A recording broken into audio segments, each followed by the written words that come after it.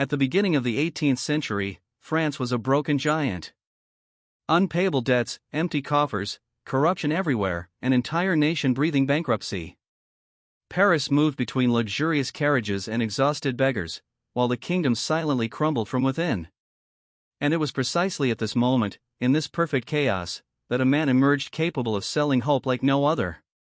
His name was John Law, an outsider, a mathematician, a professional gambler, and perhaps the greatest financier in history. He brought no gold, no land, no armies.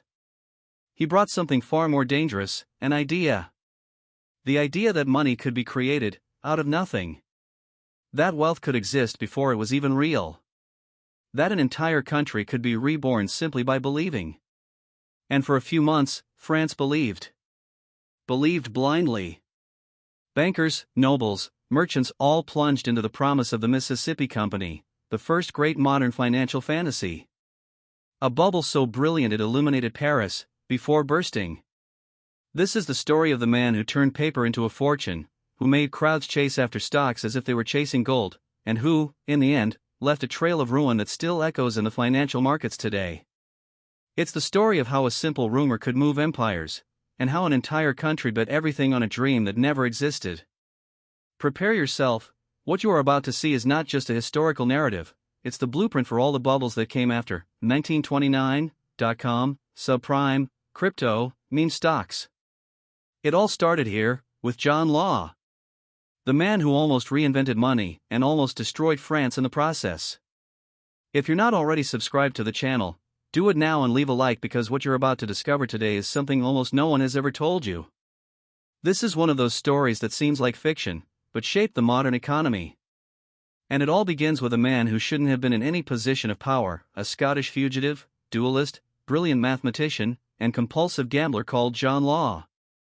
He traversed Europe like a ghost, constantly pursued by scandals, always embroiled in daring gambles, always one step ahead of his creditors. But there was something about him that no one could deny, a sharp, restless, visionary, and at the same time, dangerously seductive mind. While France faced a suffocating economic crisis after decades of war and debt, John Law saw opportunity where everyone else saw ruin. He believed that money didn't need to be limited by gold, and that an entire economy could be rebuilt, if someone dared to try. And it was precisely there that fate opened an unlikely door. The French court, desperate for solutions, crossed paths with this stranger. A man who spoke about finance as if he were performing a magic trick. A man capable of convincing kings, bankers, and crowds with the same enthusiasm.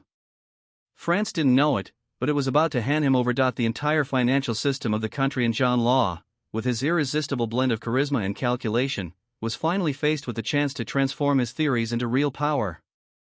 What no one imagined is that the same talent that could save France would also be capable of destroying it. And the first step towards this disaster begins right here, when a vulnerable king, a debt-ridden kingdom, and a dangerous visionary meet at the worst possible moment. When John Law arrived in Paris, he didn't find a kingdom, he found a patient in the ICU. France after Louis XIV was drowning in unpayable debt, without credit, without reserves, without direction. The coffers were so empty that the state couldn't even pay soldiers, much less sustain an empire. It was a country with an appearance of grandeur, but sustained by yellowed papers that no one believed were worth anything anymore. The population felt it firsthand: insane taxes, growing hunger, stalled trade. And the aristocracy? Pretending everything was fine while hiding silver, gold, and land to avoid confiscation. Collapse was so imminent that any new idea, however improbable, however risky, gained traction. And it was precisely through this crack that John Law entered. He arrived with a revolutionary promise: France's problem is not a lack of wealth. It's a lack of liquidity. It was bold. It was different. And, for a country that had already tried everything, it was irresistible. Law said the solution lay in replacing scarce and expensive gold with paper money, creating circulation, credit, and consumption. He seemed to see the economy as a body that just needed to breathe again. And so, between discreet meetings, lavish dinners, and conversations that stretched into the early hours of the morning, Law began to win not only the interest but also the trust of those who ruled the country. Deep down, everyone knew the risk. But when ruin is knocking at the door, even a dubious miracle seems convincing. The stage was set.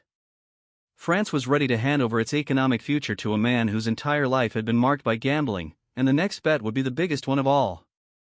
John Law's rise in Paris was no accident. It was a perfect choreography of charisma, calculation, and opportunity. He didn't speak like an ordinary banker, he spoke like someone who saw the economy as a living machine, capable of expanding infinitely if it had enough fuel. And the fuel, according to him, was simple: trust. Law began circulating among dukes, ministers, and even the regent, Philippe d'Orléans, always with the same seductive idea: if we want a rich France, we need to create money, not wait for it. For a desperate elite, that phrase sounded like music to their ears. Finally, someone was offering a solution that didn't involve raising taxes on an already impoverished population. John Law very quickly became the most influential foreigner in France, something unthinkable until then. He spoke with such conviction that even the skeptics lowered their guard. He showed graphs, maps, calculations. He explained how Holland had become rich through credit, how England was advancing with private banks, and how France, with its size and natural resources, could do 10 times better. It was mesmerizing. In a short time, he will cease to be just a consultant and will begin to look like the financial architect of a new France. And then came the decisive moment. The regent decided to give him not only a listening ear, but power to found a bank, power to issue paper money, the power to test their theory on a scale that no economist had dared before. What no one realized was that, by giving John Law control of the finances, France was making its biggest gamble since the religious wars, and the roulette wheel had just started spinning. When the regent authorized John Law to create his own bank, General Bank, France officially entered uncharted territory. For the first time, the country would have an institution capable of issuing paper money on a large scale, something Law described as the ultimate engine of growth. He deeply believed that if people had more money circulating, they would consume more, invest more, and boost the entire economy. And, for a brief moment, it worked. The banknotes issued by the bank began to slowly replace gold and silver, which were already scarce. Merchants enthusiastically accepted the paper money, investors began to dream again, and traders who had previously struggled to survive now saw activity in their shops. Paris seemed to be awakening. The French elite, who had previously turned their noses up at any innovation, began to taste the relief of a country that was finally breathing a sigh of relief after years on the brink of bankruptcy. And this is where Law's genius and danger are revealed. For him, money was not just a means, it was a psychological lever. The more people believed in the system, the better it worked. And the better it worked, the easier it was to believe in. It was this emotional cycle, and not just an economic one, that made General Banquet was growing at an unprecedented rate. He wasn't just creating grades, he was building confidence. But, like all stories that shine too brightly, there was something no one wanted to see. France was building its renaissance on a foundation that wasn't solid, but virtual. The more notes the bank issued, the more dependent the country became on the narrative of prosperity and the less connected to its real fundamentals. The future seemed bright, until someone decided to ask if there was enough gold to back it all up. With the initial success of paper money, John Law gained something even more powerful than prestige: licenses to take over trade in the French colonies, control taxes, manage banks, and, ultimately, create what would become the heart of his great ambition, a Mississippi Company. The company was sold to the public as the jewel of the French Empire, a project so grand, so irresistible, that it seemed capable of transforming a broken country into a global power. Law promised endless riches from Louisiana, gold and silver mines, vast plantations, and abundant trade. And the most curious thing? Nobody in France had any real idea of what existed on the other side of the Atlantic. It was an unknown, remote territory, which made it perfect for exaggerated projections. The mystery created space for the imagination, and the imagination created space for enthusiasm, exactly the fuel Law needed. And Paris was swept up in a frenzy. Ordinary men sold their houses to buy shares in the Mississippi Company. Aristocrats abandoned traditional businesses to invest everything in this colonial dream. The streets filled with whispers, bets, and rumors of instant fortunes. It was the kind of euphoria that transformed speculation into belief, and belief into mania. Stocks rose so quickly that it was common for someone to become rich in a matter of weeks, at least on paper. But what no one wanted to admit was that all this wealth depended on two extremely fragile things: trust and silence. public trust in colonial promises that no one could verify, and silence on the fact that the real Louisiana was a far cry from the gilded fantasy that France was buying. Each day, the system depended less on facts and more on collective faith. And it is precisely this type of movement, when the entire country seems hypnotized, that precedes the most devastating collapses in history. At a certain point, Paris ceased to be merely the capital of France and transformed into the epicenter of the greatest speculative frenzy the country had ever seen. The Rue Quincampoix, where Mississippi Company shares were traded, became a theater of human ambition. Bankers, aristocrats, merchants, servants, monks, soldiers all mingled in a vibrant chaos, pushing each other to buy a piece of the dream that John Law promised. It was such an intense scene that chroniclers of the time described the street as a financial carnival. Carriages blocked traffic, houses were rented for fortunes just to be near the trading, and even beggars began to speculate with borrowed coins. The Mississippi Company was no longer a company, it was a collective delirium, fueled daily by optimistic headlines and stories of new millionaires appearing out of nowhere. And with each new surge in stock prices, a new kind of arrogance took hold of investors. People who had never dealt with finance before now spoke of projections, colonial trade, and expansion plans in Louisiana as if they were experts. That feeling of everyone is getting rich created the perfect emotional fuel to push prices to absurd levels. In just a few months, Mississippi Company's stock rose more than 20 times, a valuation so improbable that it would make even today's most aggressive cryptocurrencies seem conservative. But behind this explosion of wealth and optimism, something crucial was happening. John Law, now France's finance minister, was desperately trying to sustain the narrative. He was issuing more and more paper money to fuel stock purchases, believing that as long as the system grew, it wouldn't collapse. It was a delicate dance, almost a choreographed illusion, and all of France danced with him. But euphoria of this magnitude always hides cracks, and some of them were already beginning to appear, silent, discreet, ignored by the crowd. Cracks that, sooner or later, would have no way of being hidden. The beauty of a financial bubble is that it always seems stable, until the second before it bursts. And with the Mississippi Company it was no different. The first crack was almost imperceptible. Some large, quiet, discreet, experienced investors began selling some of their shares.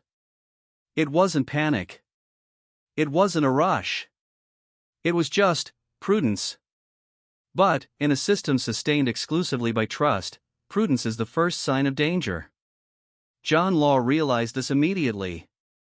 And, to mitigate the risk, he did exactly what many modern governments would do centuries later: he began manipulating the market. He ordered the purchase of stocks to prevent crashes, restricted gold withdrawals, and attempted to impose limits to prevent negative speculation. Each measure had a single objective: to keep alive the narrative that everything was under control, but the very need for these measures already showed that control was slipping through his fingers. And then came the hardest blow. The first travelers returning from Louisiana began reporting that the paradise, described in the French newspapers, did not exist. There were no gold mines. There were no magical plantations. There was no land of infinite wealth waiting to be exploited. It was a difficult, swampy, sparsely populated territory, a far cry from the fantasy that all of France had bought into. These reports, which should have been just isolated warnings, spread like wildfire. People who previously lined up to buy stocks were now lining up to sell. And, in bubbles, the math is always cruel: when everyone wants to buy, the price goes up quickly. When everyone wants to sell, the price drops even faster. John Law tried to hold the system together with decrees, announcements, speeches, but the magic was gone. The country that had once believed in him blindly was now beginning to suspect that perhaps it had all been a grand illusion. And that's always the most dangerous part of the story, when public trust breaks down not gradually, but all at once. When confidence finally shattered, the fall wasn't slow, it was brutal. Quincampoix Street, once a scene of celebration and instant wealth, became a scene of despair. People who had sold houses, land, and inheritances to buy stocks now jostled, trying to get rid of them at any price. Carriages broke down in the tumult, merchants shouted offers, and nobles hid their faces to avoid being seen in the crowd, and, for the first time, Paris realized the magnitude of the abyss ahead. The notes issued by John Law's bank began to lose value almost overnight. The population, in a panic, tried to exchange the paper for gold, but the gold was no longer there. The reserves had been drained to sustain the bubble. Kilometer-long lines formed in front of financial institutions, and the tension increased by the minute. It wasn't long before clashes began in the streets. Broken shop windows, riots, soldiers called in to contain the chaos. The city that weeks before seemed to dance in euphoria now trembled in collapse. And at the center of this storm was John Law, hated by some, betrayed by others, abandoned by all. The regent, who had once treated him as a revolutionary visionary, now distanced himself silently. The aristocracy, which had become rich at the height of the bubble, tried to erase its contribution. Law, who had controlled the French economy like no man before him, now needed to flee Paris to avoid being lynched. He left in secret, practically penniless, leaving behind the empire he built with paper, trust, and audacity. France, for its part, awoke to a bitter reality: rampant inflation, evaporated credit, ruined commerce, and a deep distrust that would last for decades. The Mississippi bubble was not just a financial failure, it was a national trauma, an economic and psychological scar that redefined the country's relationship with banks, currency, and speculation. And when the dust settled, one truth became clear to all of Europe: no country, however powerful, is immune to the explosive combination of euphoria, ambition, and financial illusions. The story of the Mississippi bubble isn't just about numbers, banks, or colonial contracts. It's about what happens when an entire nation places its hope in a promise and closes its eyes to reality. John Law didn't just fool France, he revealed something universal about ourselves: the human tendency to confuse desire with prosperity. And when that happens, any market can turn into a brilliant trap. The collapse left financial, political, and emotional ruins. But it also left a lesson that has endured for centuries: any economy that grows faster than it can sustain is merely postponing the inevitable. Today, when we see cryptocurrencies inflating, and profitable startups worth billions, and governments printing money as a magic solution, it's impossible not to see the shadow of John Law. The bubble isn't a French phenomenon, it's a human pattern. And perhaps that's why this story matters so much.